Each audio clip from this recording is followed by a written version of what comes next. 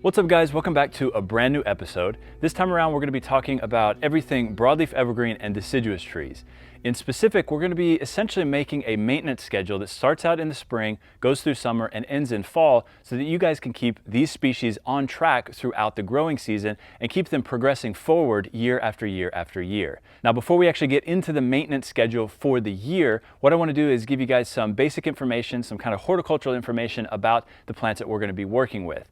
Now of course we've got broadleaf evergreen on one side. These are going to be species like Kuchinashi, which is gardenia, or Elaeagnus, which would be a silverberry. On the flip side, with our deciduous trees, of course, these are plants that lose their leaves in the fall through a process called abscission. So these would be things like your maples, your hornbeams, your beech, and a whole plethora of other species. Now, regardless of whether or not the species that you're working with is a broadleaf evergreen or a deciduous tree, you're going to run across essentially two basic leaf patterns or phyllotaxy on those trees. First and foremost, you're going to see opposite leaf pattern trees. These would be trees like maples, for example, where in the spring, as the new shoot emerges, you have two leaves opposite of one another on each side of that shoot, and they'll continue down the length of that shoot. On the flip side of that, you have alternating leaf pattern trees. These are plants like Stewardia, flowering apricot, hornbeam, beech. As a matter of fact, the majority of the trees that you work with are going to be alternating leaf pattern trees. And of course, these are plants that if you look at the shoot, the leaves and buds actually alternate down the length of those shoots. So it's good to know this information to begin with here because it has implications for how we prune these species later in the growing season. So definitely put that in the memory bank for now. Now again, my goal in this episode is to give you a basic maintenance schedule throughout the entire growing season to keep your trees on track. So we're not necessarily going to dive deeply into specific techniques, but I am going to give you that schedule that you can follow so you can keep your trees on track going forward and into the future as well. So without further ado, let's jump into the very first section here, and that is going to be spring maintenance schedule for your broadleaf evergreen and deciduous trees.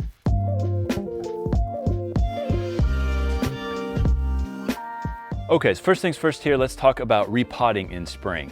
A vast majority of the species that you're going to be working with in both of these categories here, we're going to repot just before or just as the new buds start to swell in the spring. Now this is going to shift a little bit depending on the species and the age of the tree as to the exact timing, but as a general rule of thumb, early spring, as the buds start moving, is perfect timing to do it. Now, specifically when we're dealing with older trees, and in particular when we're dealing with older Japanese maples, for example, I would recommend that you actually wait a little bit later into the spring season after the new buds have actually popped open and you start to see a little bit of that fleshy growth starting to emerge from those buds before you repot. The reason being is that if you repot an older Japanese maple too early in spring, say before the buds move or just as the buds start to swell, quite often because those trees tend to be somewhat weak as they get older, those trees will actually shed older branches or interior branches. So in other words, those branches on the interior of the plant that are weaker may not fully open later in the spring and they may die off in favor of the external growth on the plant. So you definitely want to be careful when you're dealing with older Japanese maples. Now, when I say older Japanese maples, we're talking, 35, 40 plus years old. So I would imagine that a majority of the plants that you guys are working with are going to be much younger material. So I wouldn't worry about doing the early spring repotting just before or just as the buds start to swell. Now, in terms of the soil that I use for most of my deciduous trees, it's going to be essentially a 50% akadama, 25% lava rock, 25% pumice mix. The akadama, of course, holds a lot of moisture. It also retains some fertilizer as well because it does have cation exchange within the soil. So with our deciduous trees, they tend to prefer a little bit more of a moist soil than our conifers, for example. So that's why I use 50% akadama. The pumice, at a 25% rate, pumice will provide some aeration and some drainage, but it also does hold some moisture. And then the lava rock is going to be your most free draining component within the soil. So 50, 25, 25 or 2-1-1 works quite well for our deciduous trees. Now, keep in mind here in Nashville, we are very humid here in the summer, so that mix works quite well for us. If you happen to live in a much more arid environment, you may want to be putting in more akadama and maybe even more pumice as well into the soil to hold more moisture. If you're living in a much wetter environment, you may want to use less akadama, maybe a 1-to-1-to-1 mix, like a conifer mix almost for your broadleaf evergreen and deciduous trees. So you're just going to have to adjust a little bit based on your particular environment. All right, next up, let's talk about growth maintenance in the spring. So what I want to do here to begin with is talk a bit about hormone exchange within your plants, and that'll give you a better idea as to how to prune or why we prune in certain ways. So first and foremost, first thing in the spring, as the new growth is starting to emerge on your trees, the terminal shoots, or those new shoots that are starting to emerge and elongate, in the tips of each of those shoots there's a growth hormone called auxin. This hormone is actually going to be transported back down through the tree via a process called polar auxin transport down to the root system of the tree. Once it gets to the root system, it's going to interact with another hormone called cytokinin, which is also actually being transported up through the tree to the shoots. So this hormonal exchange going up and down through the plant, of the auxin going down to the roots and of the cytokinin going up to the shoots, is something called crosstalk. It happens with all of your trees. As a matter of fact, everything from your conifers to your broadleaf evergreen to your deciduous trees.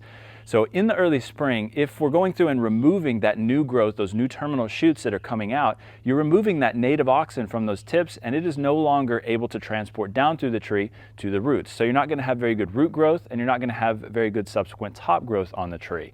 So as a general rule of thumb, with the vast majority, almost all of the broadleaf evergreen and deciduous trees, and as a matter of fact with most of your coniferous material as well, the moral of the story here is in spring, just allow everything to elongate and grow. Now you may be asking yourself, what about like Japanese maple, for example? I heard you're supposed to pinch out the center shoot as it starts to emerge in early spring. Well, it depends on the stage of development of the tree, and it also depends on the health of the plant. So for example, if you're dealing with a younger Japanese maple and you're trying to pump up the size of the trunk, maybe you're trying to get it a little bit larger, or you're trying to grow out the length of a branch or thicken a branch, you're going to want to leave all of those terminal shoots intact in the early spring. You're in early stages of development, there's no need to be working on ramification necessarily at that time. If, for example, you have a Japanese maple that's a little bit weak from the previous growing season, perhaps you don't do that pinching in the spring either. Just allow it to grow so you get that hormonal exchange happening within the plant, and then you get a better growing plant for the growing season. Once you start moving a little bit further into later development and into refinement, this is when you're going to switch over your technique with your Japanese maple and actually pinch out that center shoot as it starts to emerge in early spring. Now, if you're doing this year after year after year, the tree might weaken a little bit over time. So there may be a year, say 3 years down the line, where you allow it to grow again in the spring, and then you start repeating that pinching process the next year. So it's all dictated by the health of the tree and the stage of development of the plant as well. So definitely keep that in mind. But again, as a general rule of thumb, in the early spring, just let all of your trees grow unimpeded, don't cut them back, let that hormone exchange happen, and you're going to have healthier, more vigorous plants for the rest of the growing season. All right, next up here, let's talk about fertilization in the spring. So both the type of fertilizer that I use and the timing for the application of the fertilizer is going to be dictated by the stage of development of the tree. So we've got trees that are early in development, trees that are kind of mid-range development, and then trees that are moving into refinement. So let's start out with trees that are in early stages of development, like this Japanese maple right here. So first thing in early spring, I'm going to be applying a synthetic high nitrogen fertilizer to plants like this. The reason being is that I want to put on a lot of top growth on the tree in a very short amount of time for one specific reason, and that is really to thicken up the trunk. So in the spring, I'm going to be allowing a terminal shoot at the top here to elongate over the course of the entire growing season, and potentially up to 2 or 3 growing seasons, depending on how thick I want the trunk to be. So to get that really early, fast, rapid development on these trees, I'll apply something like an Osmocote Plus, which has a 15 value for the nitrogen. So again, that nitrogen is going to put on elongating internodes and larger leaves on the tree, but a lot of fast, rapid top growth on the plant, which is exactly what I want. Now, in terms of the application rate for something like this, I recommend that you follow whatever the recommended application rate is on the packaging based on the volume of soil in your pot. One thing about using a high nitrogen fertilizer is that nitrogen can burn off or damage those fine new roots that are emerging in spring. So if you overdo it, you can really weaken and damage your plant. So make sure to follow directions. So for example, a tree like this guy right here, I would be putting on about 1 teaspoon, not tablespoon, but teaspoon of Osmocote Plus in the early spring. And then over the course of the growing season, I would be adding more Osmocote Plus every, say, 3 to 4 months, depending on how the tree is responding. So what about trees that are a little bit further along in their development? So for example, let's take a look at the 2 trees that are beside me here. These are Stewartia monadelpha that have been in training for about 6 to 7 years. They were started out as cuttings, and then several trunks were actually fused together at the base. And over the last 6 to 7 years, we've developed them to the state that you see them in here. So again, at the very beginning in early development, we were throwing on that Osmocote Plus, letting the terminal shoots elongate on these guys, essentially doing very little work to them other than basic pruning as we got further along into the summer. Now, about 2 years ago, when they were about 5 years into development, I started to switch up the fertilizer regimen, both the type of fertilizer I was using and the timing for the application of that fertilizer. So the reason that I started to do that is because I wanted to start working on the ramification development on the tree. And as you guys know, when we're trying to develop ramification on the tree, we want small internodes and relatively small leaves on the plant. So in order to produce that, what I do is I actually completely hold off on fertilization in the early spring once they get to this stage of development. So that's going to give you tighter internodes on the plant, again, smaller leaves on the tree. We're allowing everything to elongate, even the terminal shoots, I'm still letting those elongate. I'm allowing all the lower growth to elongate as well. But once we move a little bit further into late spring going into early summer, once that new growth starts hardening off, at that stage we can start applying a fertilizer. You're not going to run into elongated internodes or large leaves at that point. So of course this is going to allow us to produce those fine branches down at the bottom that we can then start to develop into nice tight ramification as the tree progresses into the future. Now, the type of fertilizer that I'm going to be applying as we get into late spring and into early summer is going to shift as well. So we're going to shift away from that Osmocote Plus over to something like a Grow Power, which is what I use here at ASAN. Now, Grow Power is a 12-8-8, so it's a little bit lower on the nitrogen value. It's also an organic fertilizer as well, and it does have a lot of micronutrients in it too, like molybdenum, zinc, copper, iron, and actually humic acid as well. So you're going to get a lot of knock-on effects again for these plants as you move into the growing season, switching over to that slightly lower nitrogen fertilizer with all of those micronutrients in it. So as we get into summer, I'll explain the fertilizer regimen a little bit more, but I wanted to give you guys an understanding in early spring with our trees that are early in development and mid-development here. Okay, so quick side note here, I've jumped forward a few months and we're in early winter right now, but I wanted to show you the effects of the fertilizer regimen in late spring going into early summer and how it actually affects the growth on the tree. So of course I mentioned that we're trying to keep the internodes small at the base of the tree, so that initial flush of growth I don't want to apply any fertilizer to, so that we can create that really tight compact growth here at the base. Now once I actually start applying the fertilizer after that first flush is hardened off, I'm pruning this section back, possibly defoliating this section, but I'm allowing the upper portion of the tree to elongate to thicken the trunks. So you can see here, once I start applying the fertilizer in late spring, early summer, after that initial flush of growth is hardened off, the internodes at the top here are noticeably larger and longer than the internodes down here at the base. So you can really see the effects of holding off on the fertilizer for that initial flush of growth and then applying the fertilizer to that second flush of growth as you get into early summer going through the summer growing season. So let's move on to trees that are further along into refinement. So I'm going to treat those trees basically exactly the same way as the trees that are in this stage. So again, no fertilizer in the early spring. We're working on that ramification development, or we're essentially just maintaining the ramification that's there. So again, we don't want elongated internodes, we don't want large leaves, no fertilizer in the spring. Once that growth again hardens off, late spring, early summer, I'll start applying a fertilizer at that point. With those trees though, I'm not going to use such a high nitrogen fertilizer like the Grow Power. I'm going to switch it down to something with a very low nitrogen like a Tamahi or a BioGold. So these fertilizers are going to have N values anywhere from 6 to 8. But as long as it's below about a 10, you should be absolutely a-okay. That's not going to produce overly thick branches, and it's going to allow you to maintain the health of the tree throughout the growing season. Okay, so the last thing I want to cover here for our spring segment is the application of fungicides and pesticides. So as a general rule of thumb, I don't typically use topical sprays in the early spring as the new fleshy growth is starting to emerge. I think, quite often you can run into problems if you over apply it, for example, or if you mix the wrong ratio of whatever you happen to be using. So what I tend to like to do is actually apply systemic granular, both fungicide and pesticide, to the soil. So in early spring, just as all that new water is being absorbed up into the plant to produce that first flush of growth, applying something like Infuse, which is a systemic fungicide, that's going to be rapidly absorbed up into the plant right at that time of year and help inoculate the plant against diseases going into later spring. Now at that same time, I will be applying something like imidacloprid, which is a systemic pesticide.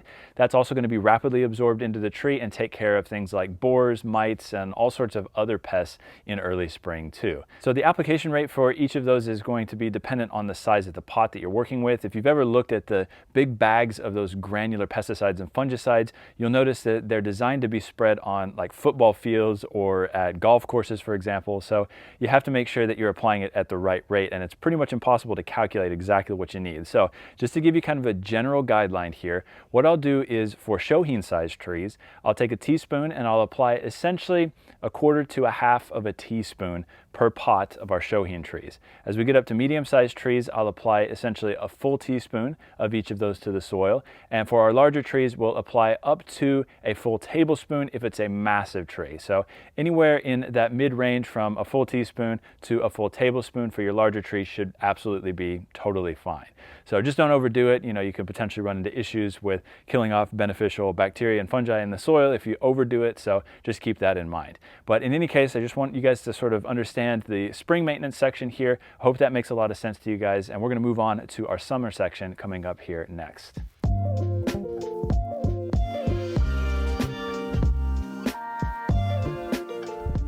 Okay, so in this segment, I want to talk about the pruning techniques for your broadleaf evergreen and deciduous trees as we move into summer. Now, the best thing here is to divide all of the species that we're working with into those two big broad phyllotaxy categories or leaf pattern categories that I mentioned earlier in this tutorial.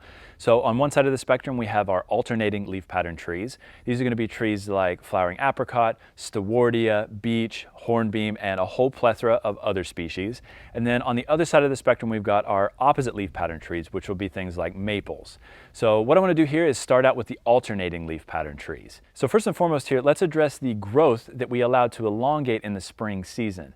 As we get into the first part of summer, which here is going to be essentially early to mid-May, at that stage, that growth that we've allowed to elongate in spring will have hardened off by that point. So what does this mean? This means that that new fleshy growth that came out in spring that was kind of a fluorescent green color will have turned to a dark hunter green, for example, with most species, and the fleshy texture will have turned more to a hard kind of waxy texture.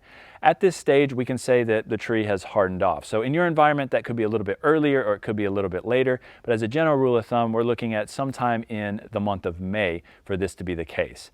Now, at that stage, if your trees are nice and healthy, if they've elongated, if they're looking good, you should have anywhere from 6 to 8 leaves on each of those shoots that has elongated. What we're going to do with each of those shoots is somewhat dependent on the long-term goal with that particular branch. So, for example, if you're working with a branch that you're trying to elongate and thicken, you're going to allow the terminal shoot to elongate unimpeded. We're not going to do anything to those shoots. If, on the other hand, we want to start working on pushing the growth back, starting to develop ramification, starting to develop movement within the branches, we need to actually prune at this time of year. Now, with those shoots that have elongated to 6 to 8 leaves, what we're going to be doing at this stage is actually cutting back on average to 2 leaves with a dormant bud at the base. So to make this process easier, we're going to go into the workshop and take a look at a Chinese quince, which is an alternating leaf pattern tree. I'm going to show you exactly what this process looks like. Okay, so the first technique we're going to be applying to this tree is just a simple cutback of all the elongated shoots. I'm going to bring the camera in a little bit closer here and we're going to talk about the nuances and details of how we decide where and how far to cut back. All right, let's take a look at this shoot right here. You'll notice that we've got 1, 2, 3, 4, 5, 6, 7 leaves on this particular shoot. So this is perfect timing to do a simple cutback across the entire tree. Now, you've probably read in various locations on the internet or in different books about cutting back on average to 2 leaves across the entire tree. Well, technically this is true, but what we want to do is be a little bit more careful than just willy-nilly cutting back to 2 leaves on each shoot. There are a couple things we need to keep in mind. So, number one is going to be that the first leaf back here on the interior, it's almost always a misshapen leaf, a little bit smaller than the leaves further out on the shoot, and it doesn't have a bud at the very base down here. This is what's called a susoba in Japanese, which basically translates to a budless leaf. So what that means is at the very base of this leaf, right where it attaches to the shoot, there is no latent bud here. So just as an example, if we were to cut all the way back to that first leaf, because there's no latent bud there, it's likely not to form a new shoot here, and we may actually end up killing off this branch. So what we want to do is ignore that first leaf and start our leaf count from the second leaf out. So this is going to be leaf number 1, then leaf number 2, and we would cut back to here, like so. Again, you want to ignore that first leaf right there. Now, one thing you can also do is if the canopy is very, very full on the tree and a lot of light is not really penetrating to the interior, you can actually go ahead and remove that susoba. it's not really serving any purpose. It's not going to be detrimental to that particular branch on the tree. And again, it allows a little bit more light to penetrate to the interior. Another thing you should be considering is the directionality of the secondary shoot. So in other words, what that means is whatever leaf that we're cutting back to, whatever direction that leaf is pointing, when we cut back, you're going to activate the bud at the base of that leaf to elongate and grow, and it's going to grow in the same direction that that leaf is pointing. So on this particular branch right here, you'll notice that this is our susoba back here.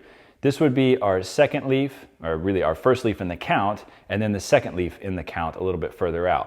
Well, the problem is if we were to cut this back to here, that next shoot is then going to emerge from the top and shoot straight up, which is not ideal. We're trying to create a downward sort of lateral undulating branch pattern on the tree, and this would destroy that. So in the case of this branch, we are actually going to cut back to just one leaf here, again, ignoring the susoba, because this leaf is in the right direction, and that secondary shoot that will start emerging over the next few weeks will emerge in the proper direction. This is essentially clip and grow or directional pruning on alternating leaf pattern, deciduous and broadleaf species. Here is another example where directional pruning is very important. So for example, you see the shoot coming out here. We've got this leaf sort of protruding back towards the interior, this leaf here coming out towards the exterior. You never want to cut back to a leaf that's going to then produce a shoot that goes back in towards the interior of the plant.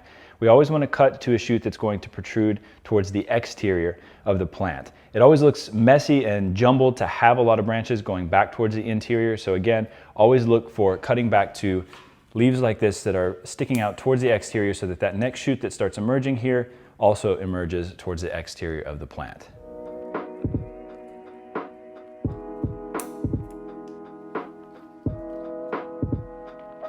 All right, now that we have a grasp of how to prune our alternating leaf pattern trees in the early part of summer, let's talk about a secondary technique that we can apply at that same time of year. And this would be defoliation, and more specifically what I call partial outer canopy defoliation.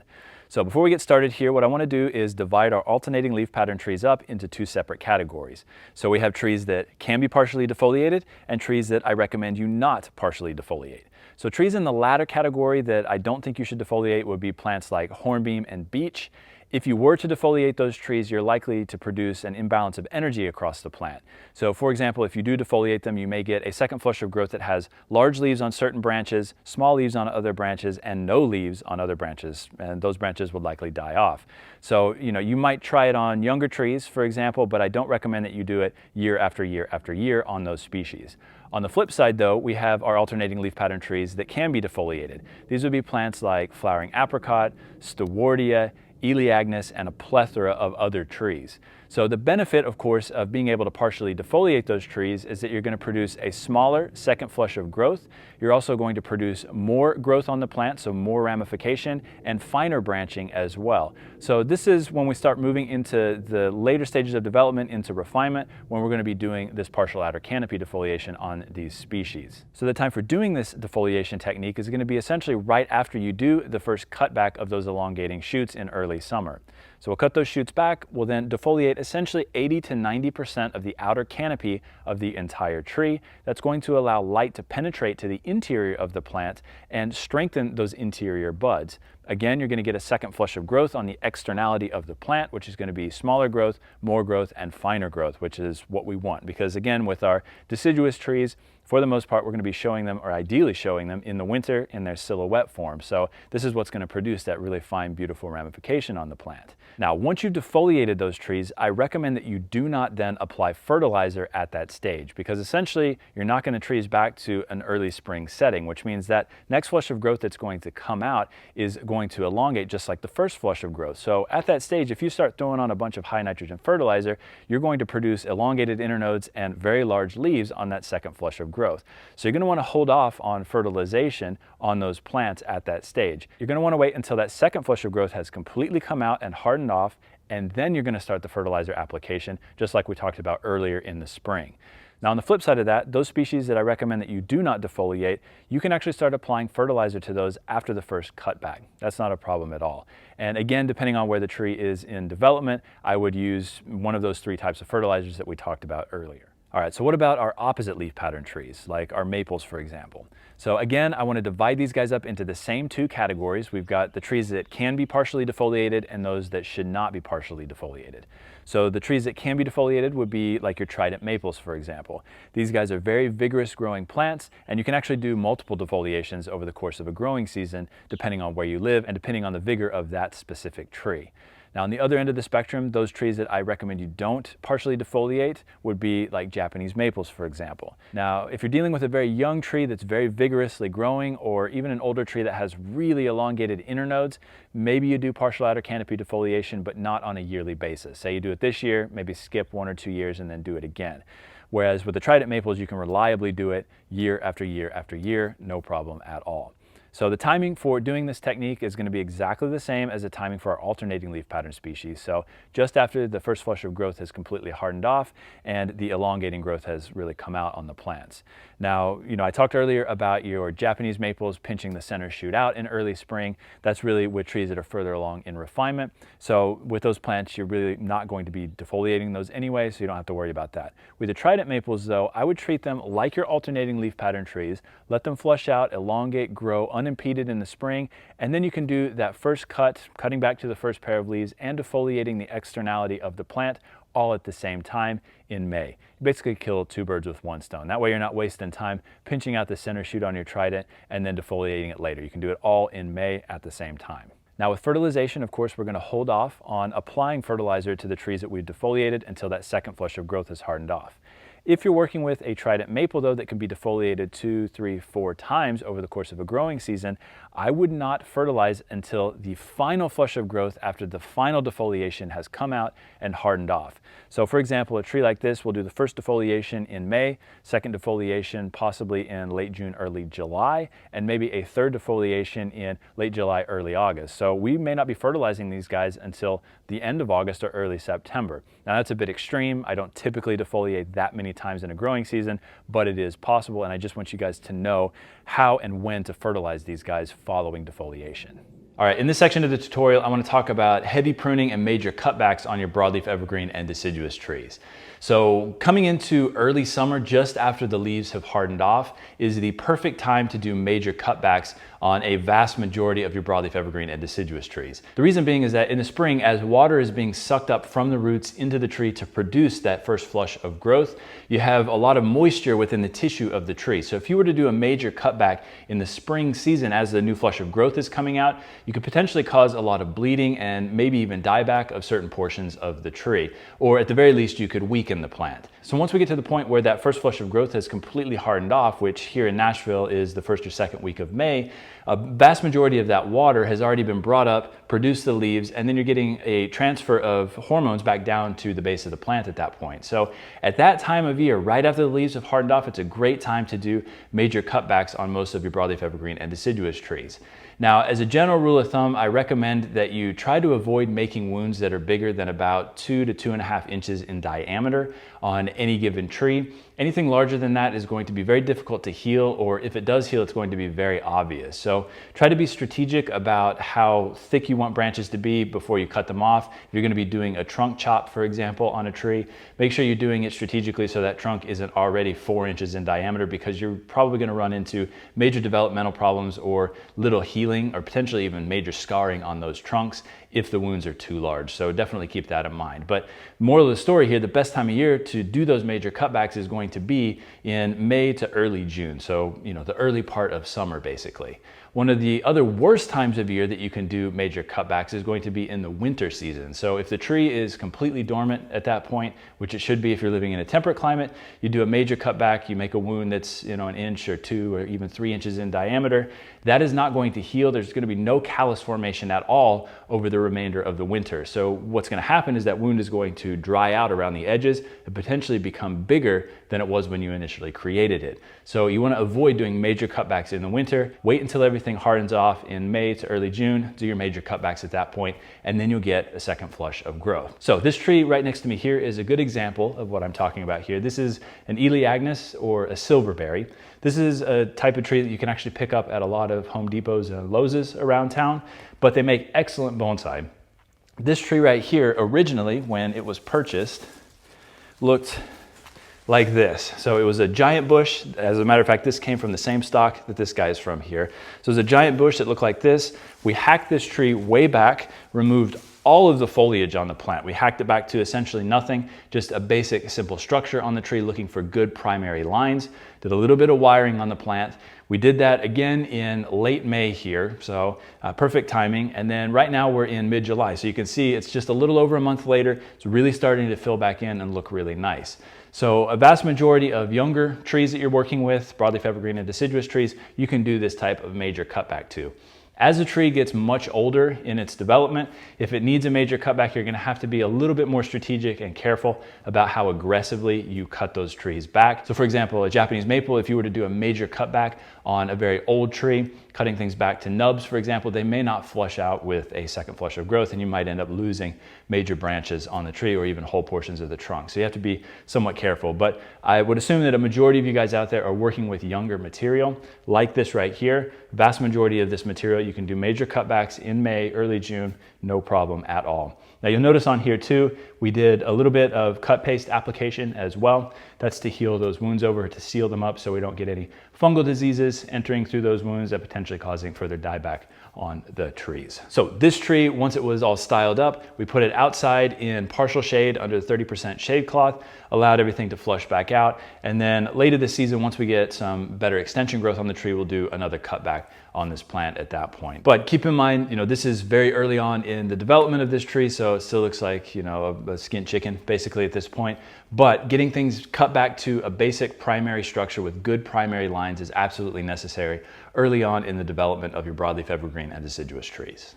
All right, so this brings us to the section of the tutorial about how to close large wounds once you've created them on the tree.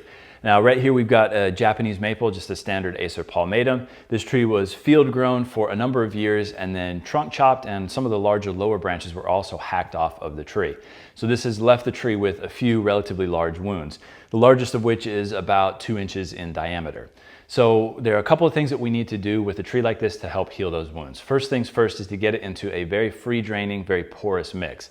So that Aoki blend that I mentioned earlier of 50% Akadama, 25% Kiryu, and 25% lava is actually perfect for healing large wounds on a tree like this. If you have your tree in a very heavy organic soil, you're not going to get the drainage that you need, and you're not going to get the root production, the top growth, and therefore the healing that you want on the plant in an expedited fashion. Whereas if you put it in a porous mix, you're going to get all of those things. So first things first, we need to make the wound either concave, flat, or convex, depending on the species that you're working with. So all of this is going to be dictated by the thickness of the tissue of that particular species. So in the case of a Japanese maple, the tissue is actually relatively thin. So if we were to do a concave cut on a Japanese maple, that tissue is then going to heal concave, and you're always going to be able to see where that wound was. So what we want to do on a Japanese maple is actually make the wound flat. So you can take your concave cutters, for example, carve into it a little bit. You want to be able to run your finger over the wound and make it feel seamless with the bark around it. So you may even need to take a razor blade or a knife and smooth that wound out a little bit, but you should be able to run your thumb over that wound to feel that it's nice and smooth. That's going to provide you with a nice flat healed cut over the course of 2, 3, 4, 5 years, depending on how big the actual wound was to begin with. Now, if you're dealing with something like a trident maple, for example, the tissue on those is very thick. So you're going to want to make that wound concave. If you're dealing with an azalea, you may want to make that wound almost convex because the tissue is incredibly thin on azaleas. So each species is going to be slightly different, and you need to address each individual species to see if that wound needs to be concave, flat, or convex. Now, once you've created the wound on the tree, what you want to do obviously is cover that with cut paste. I tend to use a putty type cut paste here, which works quite well. Now you're going to start to see a little bit of callousing on these trees. And again, we're doing these major cutbacks on these trees and creating major wounds in May. So you're going to put the cut paste on, you're going to see that callousing starting to form over the course of the growing season. Typically by about late July, early August or so, you can take that cut paste off and actually see the callus formation on the tree. Most calluses will move in a little bit and then stop. So you actually have to reactivate the tissue by taking a knife and scoring the interior of that callus and then reapplying cut paste over the fresh wound. It's going to reactivate the tissue and cause the callus to continue to heal over the course of the remainder of the growing season, and then the following spring, you'll have to repeat the same process. So in a given growing season, you'll need to score that callus anywhere from 2 to 3 times typically, depending on how long your growing season is. So the second thing you need to do to expedite wound closure is allow some of the terminal buds on the tree to elongate unimpeded. You don't want to cut them back. So for example, we've got several down here that we're allowing to elongate. We've got some of the terminal shoots up at the top that we're allowing to elongate. What that does is it actually moves those hormones that we talked about with the crosstalk earlier in this tutorial, the auxin and the cytokinin, more rapidly and in greater quantities up and down the trunk. That's going to help expedite the healing of large wounds on your broadleaf evergreen and deciduous trees. So this tree, we're going to allow this growth to elongate for the remainder of this growing season. I'm going to cut it back once we go into the dormant season. This is a pretty mild cutback, so doing this type of cutback in late fall, early winter, not a problem. It's not going to create large wounds, but we are going to cut these longer shoots back once the tree goes dormant. And then next spring, we're going to repeat the process again. We're going to score the wounds again in the spring, put cut paste on them, let everything elongate again, and then score the wounds again 2 or 3 times over the course of the remainder of the growing season. So hopefully that answers some of your questions on how to heal large wounds on trees, but this is just a natural process of working with broadleaf evergreen and deciduous trees. Okay, so as we move further into the growing season, what should you be doing in terms of fungicide and pesticide? Well, here I tend to like to spray preventively rather than in reaction to those things emerging on my trees. So once that first flush of growth has completely hardened off in late spring going into early summer, I switch away from the granular systemics and actually start applying topical sprays. So I try to get on just a very basic schedule. So essentially here, by about May 1st, most of our deciduous trees, the leaves have hardened off by that point. So on May 1st, what I'll typically do is spray a pesticide on the foliage of all of our deciduous trees. As a matter of fact, I spray it on basically everything in the nursery, including our conifers. And my go-to pesticide is malathion. You can pick it up. I think Spectracide is a company that makes it, but you can get it at Lowe's and Home Depot. And it takes care of pretty much everything that's going to affect most of your bonsai species. Now, I'll do that, like I said, on May 1st, and then 1 month later, on June 1st, I'll switch over to a fungicide. Now, the fungicides that I tend to use here would be something like a Cleary's 3336, which is systemic, but I spray it on the foliage, or I'll use the spray version of Infuse. Either or is totally fine. Once I get to the first of the next month, I'll switch back over to the pesticide, then the following month back to the fungicide, and I'll continue to alternate through the rest of the growing season. This tends to keep pretty much everything we have here on track and keeps most pests and diseases at bay for the entire growing season. Now, that being said, you may come across a certain pest or disease that whatever you're spraying for doesn't cover. So you may have to spray a specific type of fungicide or a specific type of pesticide to take care of a certain pest or disease as it emerges over the growing season. But as a general rule of thumb, if you're spraying preventively once per month, alternating months between your fungicide and pesticide, that should keep you on track for the growing season.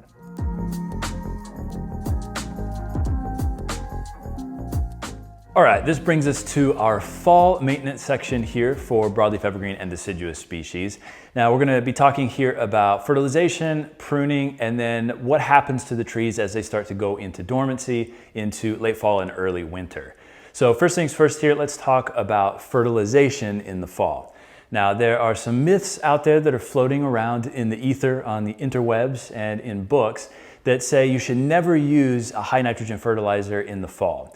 So you should be using something like a 0-10-10 rather than a 10-10-10. So this comes from the idea that nitrogen is going to produce elongating growth on the tree, and it may not harden off by the time the tree goes dormant in late fall or early winter, so you may get tremendous dieback on the tree. Well, what you need to understand is that nitrogen does not induce bud break on any tree, whether that's a coniferous piece of material or deciduous or broadleaf evergreen. It does not induce bud break. It doesn't cause the buds that are dormant there to open up and elongate. What causes those buds to open up and elongate is pruning. So what you need to keep in mind here is as you're getting into late summer, early fall, the new buds for the next spring have already set up by that time of year, basically. So if you were to go back and start pruning on your deciduous trees, say in September, October, maybe even in November, if you prune those trees back at that time, that is going to induce bud break on those trees. So you don't want to induce that bud break for obvious reasons. Again, buds break, they pop open, they start to elongate, produce new fleshy growth. That growth doesn't harden off by the time you get to the first frost, and you get tremendous dieback on your broadleaf evergreen and deciduous trees. So the moral of the story here is don't prune at that time of year, but you should be fertilizing with a high nitrogen fertilizer. So again, here we're using Grow Power, which is a 12-8-8. Again, it's got a lot of really nice micronutrients in it as well. So we're using that fertilizer all fall season with the intention of pumping up the nutrient base that's in the soil. So by the time the tree gets to the following spring, we're not going to be fertilizing in the spring, but it has that nutrient base there to produce a good solid flush of growth in the early spring. So putting on a 0-10-10 in the fall is an absolute myth. You can use a high nitrogen fertilizer. You just got to be aware that pruning in the fall season is a terrible idea. You want to wait until the tree goes completely dormant, late fall, early winter basically, drops all of its leaves through the process of abscission, goes completely dormant, and then you can do like a silhouette refinement or a slight cutback at that time of year. But again, you don't want to be doing massive heavy cuts in the late fall, early winter, because big wounds on the tree aren't going to heal over the course of the winter. You could get even more dieback at large wound sites, and you could run into major problems come the next year. So light pruning, once the tree goes completely dormant, it's totally fine. No pruning during the fall season as the tree is starting to go into dormancy. You should be A-okay. And again, fertilize with your regular old heavy nitrogen fertilizer, not a problem at all. Okay, so as we start getting into the fall season, you're going to notice that most of your deciduous trees are going to start to change color. That's essentially the chlorophyll from the leaves being reabsorbed into the plant, or at least the nutrients from the chlorophyll, and they're being reabsorbed as essentially a way to create an antifreeze or protection for the cellular structures of the trees going into winter dormancy. At this stage, once the leaves start to fall off, I would recommend going ahead and actually removing those leaves. It's going to help keep your garden a little bit cleaner. When we're dealing with a lot of deciduous trees like what we have here at ASAN, if we let all of them fall on the ground, it just creates a giant mess here that we have to clean up. So the best thing for us anyway is to go through and actually remove all of those leaves as we move into late fall going into early winter. Okay, so the last thing I want to talk about here is the fungicide and pesticide regimen as the trees go dormant in late fall going into winter. And essentially what I do here, not only for our broadleaf evergreen and deciduous trees, but also for our conifers as well, is I spray everything with lime sulfur. Now, you can use anywhere from 2 tablespoons to about 5 tablespoons per gallon when you spray. I tend to stick with about 3. That seems to take care of pretty much all the diseases, all the pests going into winter, but it doesn't turn my trees that stark white color. So if you don't want your trees to turn that white color, I would recommend about a 3 tablespoon per gallon ratio. Now, of course, I recommend that you make sure everything has gone completely dormant before you spray the lime sulfur, but again, that should take care of you for the rest of the winter going into early spring, and then you can repeat this whole process all over again. Okay, I know that was a ton of information jammed into a very small demonstration here, but again, like I said at the very beginning, my goal was to give you kind of a basic schedule through the growing season to keep your broadleaf evergreen and deciduous trees on track. There's a whole lot more detail that we could get into in terms of the technique, but like I said, this is just a basic overview so that you guys can keep your broadleaf evergreen and deciduous trees progressing forward in a positive direction year after year after year. So I want to thank you guys so much for checking out this episode, and I look forward to hearing all of your questions. Until next time, take care.